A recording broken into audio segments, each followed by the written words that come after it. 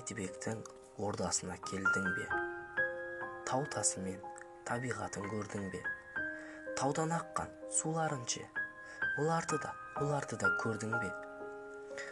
Бұлағының сыңғырын ше, оларды естіп келдің бе? Өзеніне шомылдың ба, өлеңдеткен жерімнің? Көрмесең сен, көркем сөзін мен жеткізіп көрейін. Не болса да туған жерде өрейін.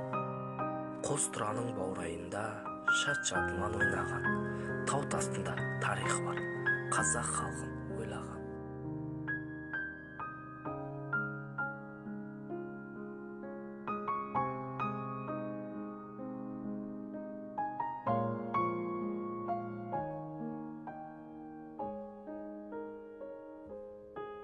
Тіл қатады жазық дала жаймен ғана күбірлеп, күй тартқандай мына дала домбырамен күмбірлеп. Әрине бұл сыйқым жаныс отбай шымыр даласы, әрине бір дулаталар дулатата баласы. Бәйдібекте қоныс тепкен үйсін Сармат қаласы.